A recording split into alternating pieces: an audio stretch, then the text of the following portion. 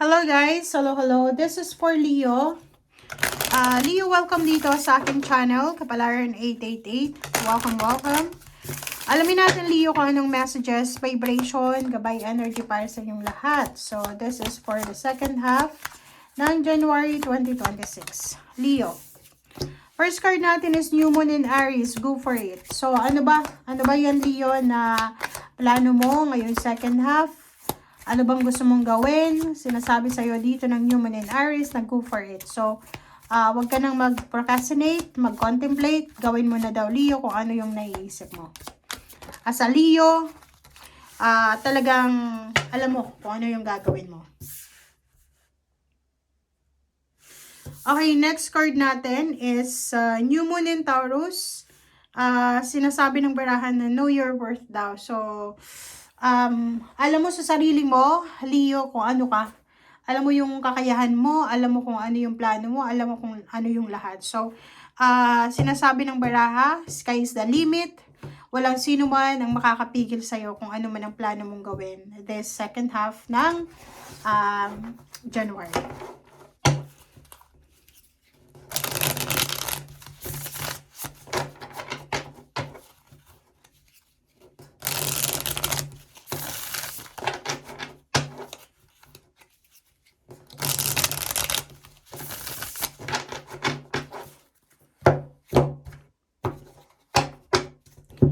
Alright. First card natin is 10 of Swords. So, this is all about the activities, the emotion, Leo. So, sinasabi ng barahan natin dito, Leo, na if you are having a relationship issues, mag-asawa, mag-boyfriend, girlfriend, pamilya, there's a closure na posibleng mangyari this second half ng January. So, maybe there's a reconciliation. There's a good news coming about sa family life and relationship na meron ka.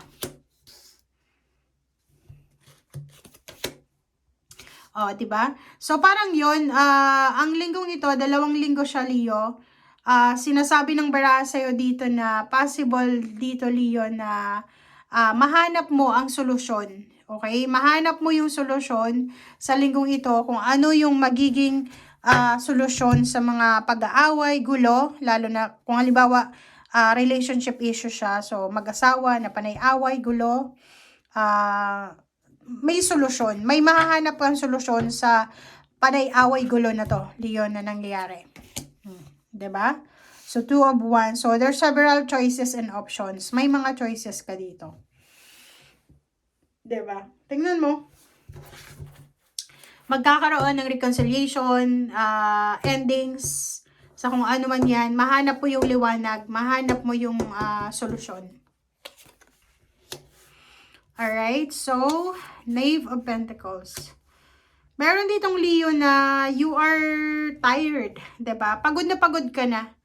Pagod na ka na, Leo, sa paghahanap buhay. Maybe you are tired sa pagnenegosyo, pagtatrabaho, or pagod na pagod ka na sa pagmamanage ng resources mo. Or pagod na pagod ka na sa paghihintay sa kung ano yung mangyayari sa future.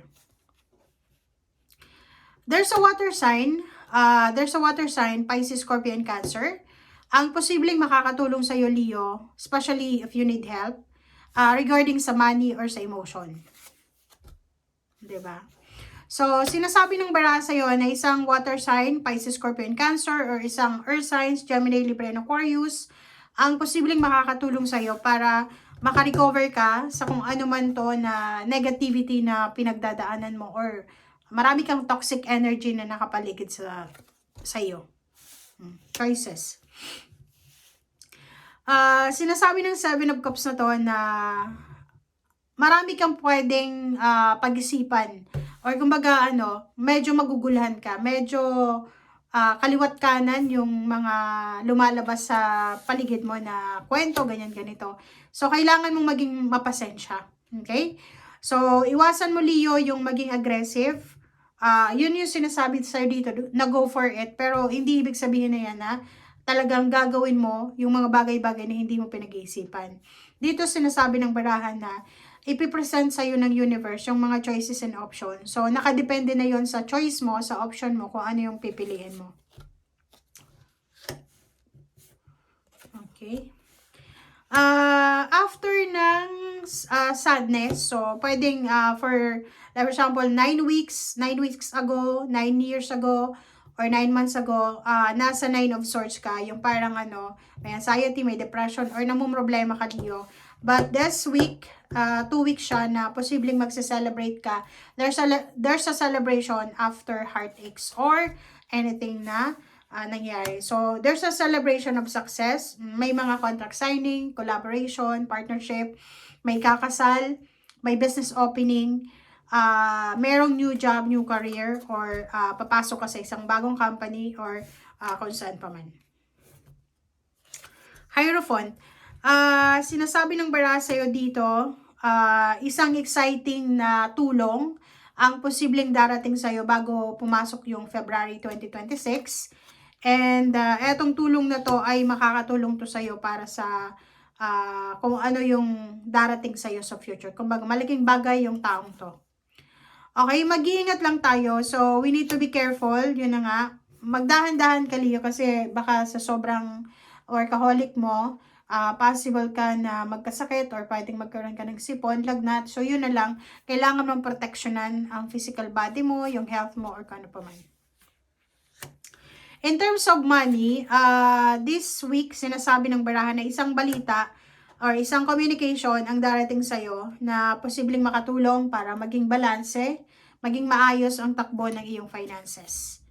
And yun, there's a death card. So yun, may mga financial problems kayo na posibleng matapos bago matapos yung buwan na to ng January.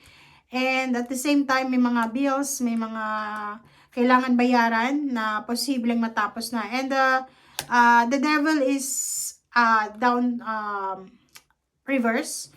And sinasabi ng bara sa'yo dito na walang sino man, yung mga temptation dati. Halimbawa, napapaligiran ka ng kapamilya, Leo, or mga tao na kinokontra ka sa mga plano mo financially.